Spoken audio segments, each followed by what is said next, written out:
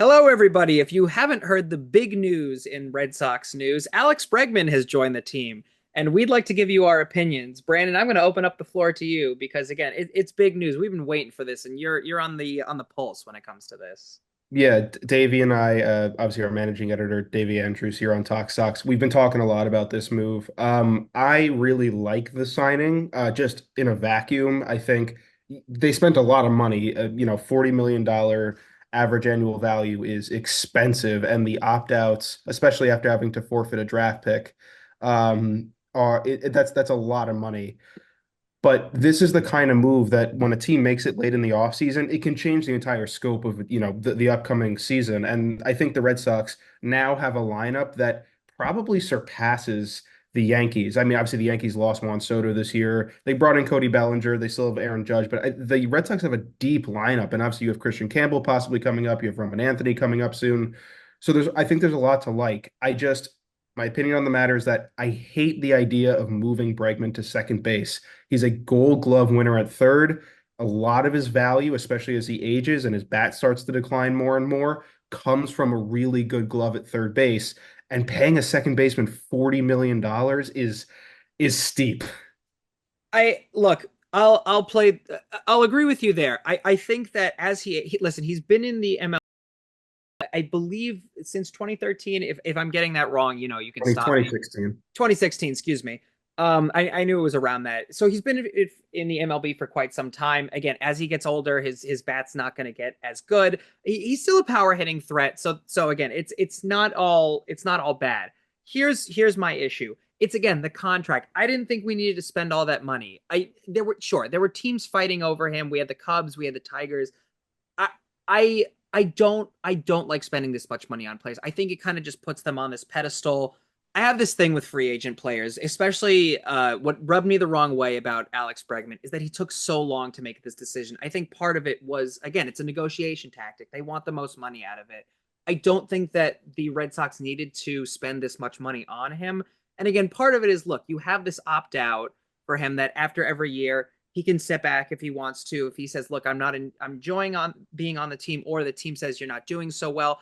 At the same, I feel like it could be a win-win if he's not doing well, or if he's not enjoying himself, he can pull out. Either way, it might work out very well for the Red Sox, or it might work well for Bregman. I just monetarily, looking at it from a business standpoint, it just rubs me the wrong way. Player wise, I think we will have a very good season with Bregman in 2025, knock on wood. But on the business end of things, it just rubs me very much the wrong way.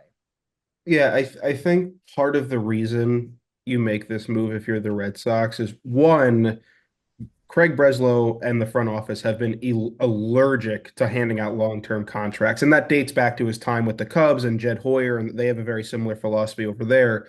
But I getting Bregman on a short-term deal, whether he stays for 1 year or all three, that's I think pretty good business, especially with some of the prospects the Red Sox have coming up.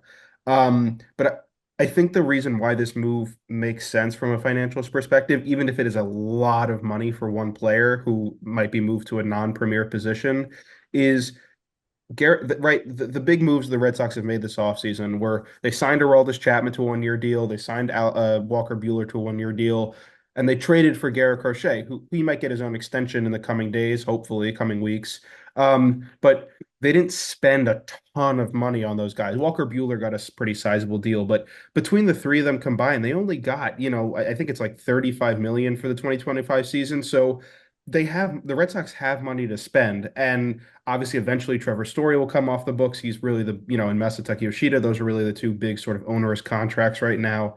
I think that from the perspective of the business side, you're right that they probably spent more than they had to on Bregman, but he was the last big free agent on the market. If this is what it took to get him away from the Cubs or the Tigers or the Astros or whoever it was, or especially the Blue Jays, I'm not upset with the Red Sox going to this level for him.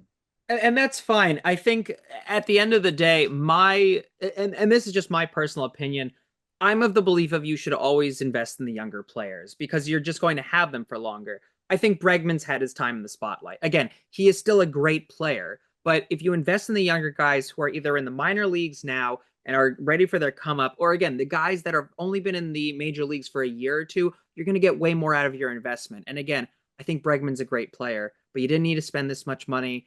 And again, the opt out every year just might not work in your favor. But again, we'd love to hear your thoughts in the comments about this. This is an opinion video, and we want to hear your opinions.